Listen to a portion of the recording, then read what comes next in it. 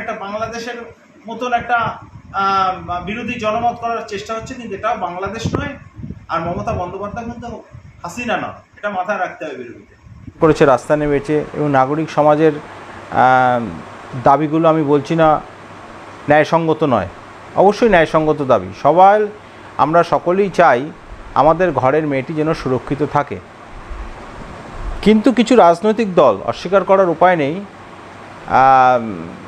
ঘটনাটা অত্যন্ত নিন্দনীয় ঘটনা, এটা আমরা অস্বীকার করছি না। এবং ইতিমধ্যে আপনারা দেখেছেন বাংলার মুখ্যমন্ত্রী মমতা বন্দ্যোপাধ্যায় সিবিআই তদন্তের জন্য তিনি সিবিআইয়ের উপর তদন্তের ভার দায়িত্ব দিয়ে দিয়েছেন। এর আগে কিন্তু পশ্চিমবাংলায় অনেক ঘটনাই ঘটেছে পূর্বতন বাম আমলে। বানতলা, ধানতলা, সিঙ্গুরে তাপসী মালিক, সব কিছু আপনাদের মনে আছে। কিন্তু এর আগে কিন্তু কোনো বাম সরকার, যারা বড় বড় কমরেডরা লাফাচ্ছেন, কেউ কিন্তু কখনো সিবিআইকে তদন্তভারের দায়িত্ব দেয়নি। এটা জেনে রাখুন। মমতা ব্যানার্জি যে নিরপেক্ষ ব্যাপারে, মমতা ব্যানার্জি চান যে প্রকৃত দোষীরা শাস্তি পাক, তিনি যে কোনো দোষীকে আড়াল করছেন না তার প্রমাণ কিন্তু মমতা বন্দ্যোপাধ্যায় দিয়েছেন। সিবিআইকে তদন্তের দায়িত্বভার দিয়েছেন এবং মমতা বন্দ্যোপাধ্যায় বলছেন সিবিআই সব কিছু বিচার তদন্ত করুক, তদন্তের মাধ্যমে যেটা স্থির হবে এবং ফাস্ট ট্র্যাক কোর্টে দ্রুত নিষ্পত্তি হোক এবং দোষীকে উপযুক্ত, আমরা বলছি ক্যাপিটাল পানিশমেন্ট হোক। ক্যাপিটাল পানিশমেন্ট হচ্ছে এটা ডাইরেক্ট ডেথ, ডাইরেক্ট আমরা মৃত্যুই কামনা করছি, ফাঁসিই চাচ্ছি তার। দেখুন, বিরোধীরা রং চাকানোর চেষ্টা করছে এবং আপনারা জানেন সন্দেশখালী ঘটনা থেকে সেভাবে কোনো পলিটিক্যাল ডিভিডেন্ড, রাজনৈতিক লাভ গত লোকসভা নির্বাচনে বিজেপি করতে পারেনি।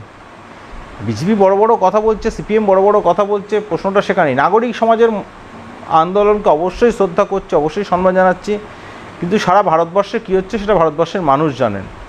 বিলকিস বানো, তাকে বিলকিস বানুকে যারা ধর্ষণ করেছিলেন, সে বিলকিস বানু ধর্ষকদের বেকসুর খালাস করেছে গুজরাট হাইকোর্ট।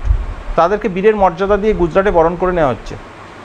আমরা জানি হাতরাসের ঘটনা, উন্নাওর ঘটনা, মণিপুরের ঘটনা, আমরা জানি আসারাম রাম রহিমের ঘটনা, সেখানে কীভাবে আসারাম রাম রহিমের ঘটনা আমরা জানি ব্রিজভূষণের ঘটনা।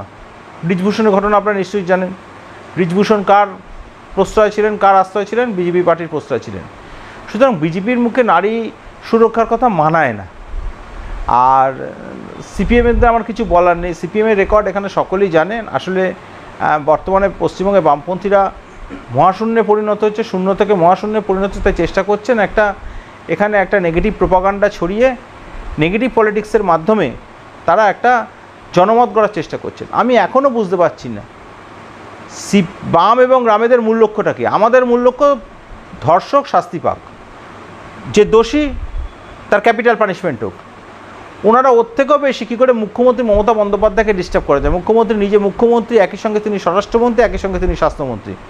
বিরোধীদের টার্গেট ধর্ষক শাস্তি পাক, সেটার চেয়ে বড় কথা দাঁড়িয়েছে তারা কীভাবে মমতা ব্যানার্জি সরকারকে হ্যারাস করবেন, একটা বিরোধী জনমত তৈরি করার চেষ্টা করবেন, একটা বাংলাদেশের মতন একটা বিরোধী জনমত করার চেষ্টা হচ্ছে, কিন্তু এটাও বাংলাদেশ নয়। আর মমতা বন্দ্যোপাধ্যায় কিন্তু হাসিনা নন, এটা মাথায় রাখতে হবে বিরোধীদের। দাদা, এই যে বিরোধীরা বারবার আওয়াজ তুলছেন, তারা একাধিক দাবি নিয়ে সরব হচ্ছেন, শুধু বিজেপি নয়, রাজনৈতিক দলগুলি, তাদের মূল লক্ষ্য কি? তারা কি, মানে তাদের এই লক্ষ্যটা কি? দেখুন, গণতন্ত্রে বিরোধী দলের একটা ভূমিকা আছে। বিরোধী দলকে আমরা তো গণতন্ত্র শাসক দল যেমন থাকবে, বিরোধী দলও থাকবে। একসময় তৃণমূল কংগ্রেসও বিরোধী দল ছিল, কিন্তু আমরাও তো একসময় যখন পশ্চিমবঙ্গে এরকম নারকীয় হত্যাকাণ্ড হয়েছে, বাম আমলের কথা তো মানুষ ভোলেনি, এত তাড়াতাড়ি স্মৃতি থেকে চলে যাবে না। বানতলা, ধানতলা, সিঙ্গুর, সাইবাড়ি, নন্দীগ্রাম সব কিছু হয়েছে, তাই তো? সাইবাড়ি হত্যাকাণ্ডের ঘটনা আপনারা জানেন। সব কিছু, এতগুলো নারকীয় হত্যাকাণ্ড, ধর্ষণের, সুশান্ত ঘোষের কীর্তিকলাপ আমরা জানি, সেখানে কঙ্কাল পাওয়া গেছিলো মাটি খুঁড়ে। সব কিছু পাওয়া সত্ত্বেও সিপিএম কিন্তু কোনোদিন নিজে সিবিআই তদন্ত রাখেনি, কিন্তু মমতা ব্যানার্জি নিজে সিবিআই তদন্তকে দায়িত্ব দিয়েছেন এবং ইতিমধ্যে কিন্তু 19 জনকে গ্রেপ্তার করা হয়েছে। এই ঘটনার সঙ্গে যুক্ত 19 জনকে কিন্তু ইতিমধ্যে গ্রেপ্তার করা হয়েছে। যে যত বড় চাই থাকুক না কেন, মমতা বন্দ্যোপাধ্যায় সরকার নারী নির্যাতনের প্রশ্নে কিন্তু জিরো টলারেন্স, কোনো রকম রেয়াতি করা হবে না, তাদেরকে কোনো রকম ছাড় নেই। যারা প্রকৃত দোষী তাদেরকে সরকার আড়াল করবে না। সরকার নারী নির্যাতনকারীদের সঙ্গে কোনো আপোষ হবে না, কোনো রকম প্রশ্রয় দেওয়া হবে না, কোনো রকম রাজনৈতিক আশ্রয় দেওয়া হবে না। They should be hanged. আমরা এটাই চাইছি। আর একটা কথা বলছি, দেখুন, ধর্ষকের কোনো রাজনৈতিক রং থাকে না, ধর্ষকের কোনো রাজনৈতিক রং থাকে না। ধর্ষকরা বিভিন্ন সরকারের আমলে বিভিন্ন যুগে তারা ধর্ষক ছিল, এটা মানুষের একটা পাশব প্রবৃত্তি, মানুষের লিবিডো। ফ্রয়েড, একজন বিখ্যাত তিনি সাইকোলজিস্ট, তিনি বলেছিলেন, সিগমুন্ড ফ্রয়েড, তিনি বলেছিলেন যে এই লিবিডোটা থাকবে, মানুষের এই জান্তব প্রবৃত্তিটা থাকবে। কিন্তু ধর্ষণ নিয়ে দোষীকে শাস্তি পাওয়ার থেকে বড় বেশি রাজনীতি করা হচ্ছে, এটাই আমাদের বক্তব্য। আমরাও কালকে রাজপথে নেমেছি, কলকাতা রাজপথে। আজকেও আমাদের পশ্চিমবঙ্গের প্রতিটা টাউনে, প্রতিটা ব্লকে, প্রতিটা ওয়ার্ডে প্রোগ্রাম হচ্ছে। আমরাও বলছি উই ওয়ান্ট জাস্টিস, এবং বাম রাম ষড়যন্ত্র নিপাত যাক। একটা প্ল্যান্ড কনস্পিরেসি। এখানে সিপিএমের অনেক নেত্রী আছেন, তাদেরকে কিন্তু আমি তাপসী মালিককে যখন রেপ করা হয় তখন কিন্তু তাদেরকে খুঁজে পাওয়া যায়নি। বানতলার ঘটনা, অনিতা দেওয়ানের ঘটনা আপনাদের নিশ্চয়ই মনে আছে। অনিতা দেওয়ানের ঘটনা 90 দশকে টর্চ ঢুকিয়ে দেওয়া হয়েছিল, কি নৃশংস নারকীয় হত্যাকাণ্ড বাম আমলে হয়েছিল। তো সিপিএমে পার্টির বলার কোনো জায়গা নেই, বিজেপিরও কোনো বলার জায়গা নেই। অবশ্যই নাগরিক সমাজের মতামতকে আমরা গুরুত্ব দিই। নাগরিক সমাজকে বাদ দিয়ে সমাজ এগোতে পারে না, সরকার এগোতে পারে না, রাষ্ট্র ব্যবস্থা এগোতে পারে না।